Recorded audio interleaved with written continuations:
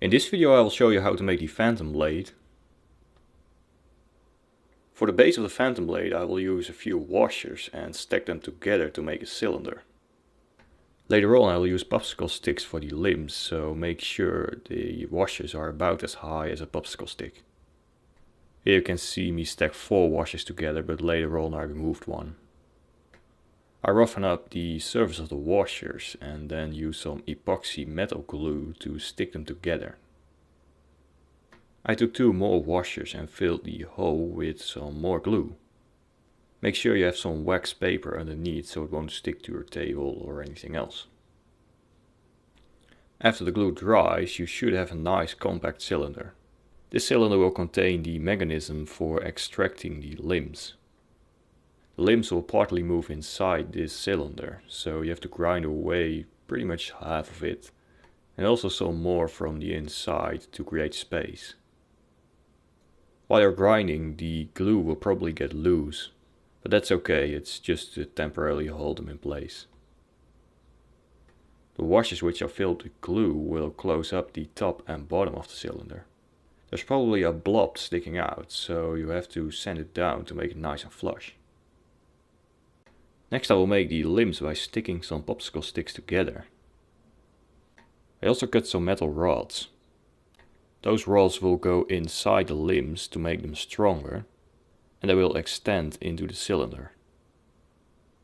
I made a hole in each rod near the end. I will insert bolts through those holes later on to create a hinge. Next it's time to assemble part of the mechanism. First get your cylinder wall and bottom part and drill 2 holes in the top. And then join them together with some nuts and bolts. Don't make them too tight, those nuts and bolts are just temporarily and you have to remove them a few times in this tutorial. Now pick a place where the limbs can go and move around freely. And then drill 2 more holes for 2 bolts that will act as the pivot points. After that make a slot in each rod by drilling some holes next to each other between the pivot point and the end. A guide wire will go through those slots later on. Now get back to your cylinder and make a slot on each end of the wall. The guide wire will go through those slots as well. Now you can temporarily install the limbs with some nuts and bolts and test if everything works properly so far. Then I got some stripped copper wire and bend it in a V shape. This will be the guide wire, so bend it in this shape so it will follow the paths of the limbs. Next it's time for some springs.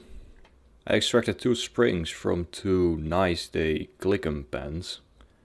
Springs from other pens will work just as well.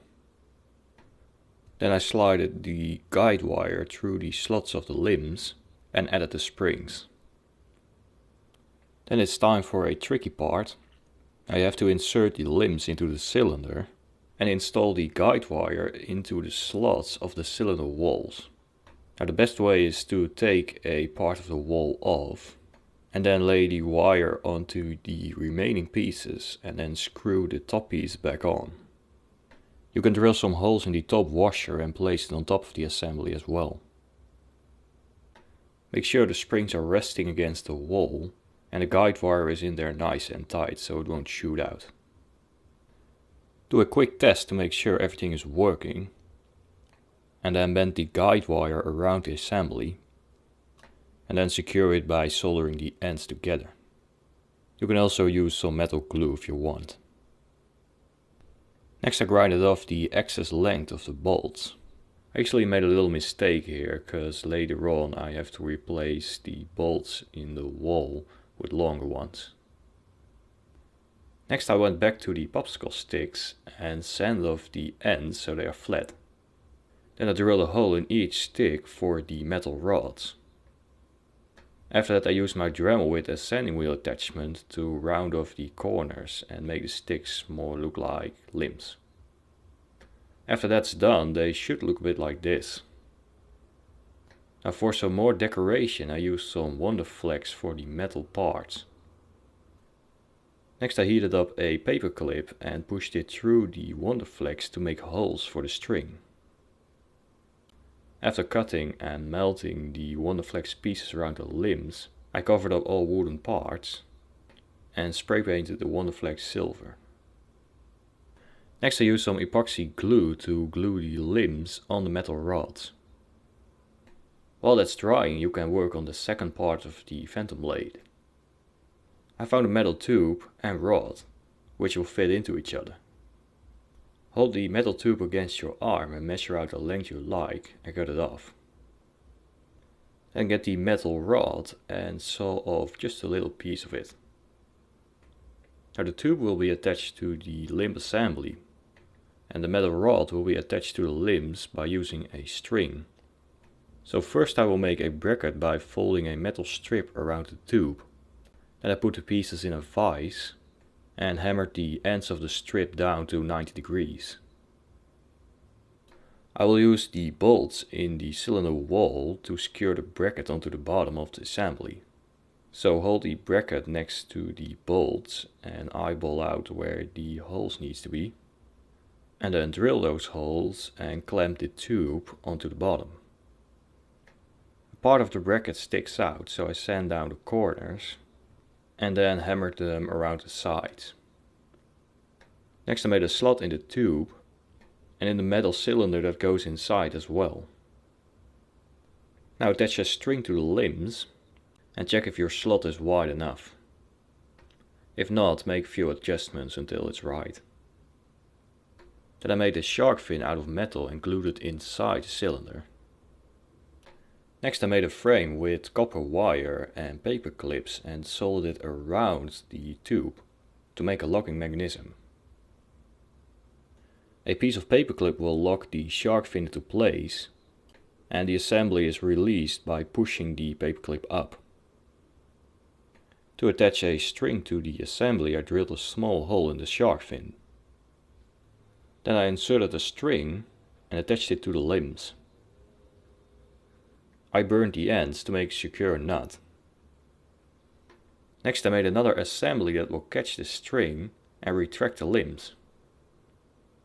Now the springs in the limb assembly are not quite strong enough to shoot a projectile. To give the phantom blade some more force, I will insert springs in the metal tube behind the metal cylinder. If you want it to be decorative and harmless, you shouldn't insert those springs.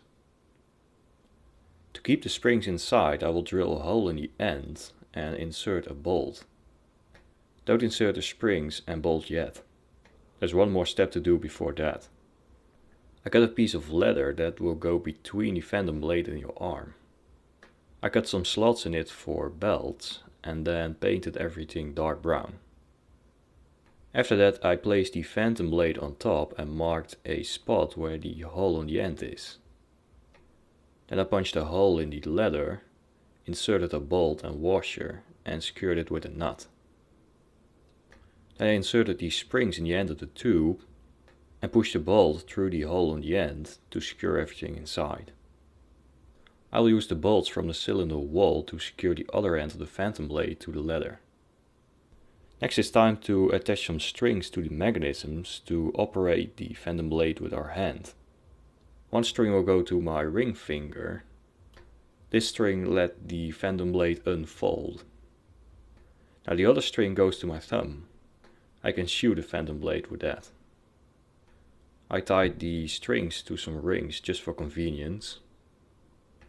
Next I cut a piece of wooden dowel as our projectile and use a pencil sharpener to make a point on the end. Now after grinding and sanding, the moving parts might not move so smoothly anymore. So I inserted some sewing machine oil in all moving parts to make everything move smooth again. After that, the phantom blade is done. This was my phantom blade tutorial. Thanks for watching.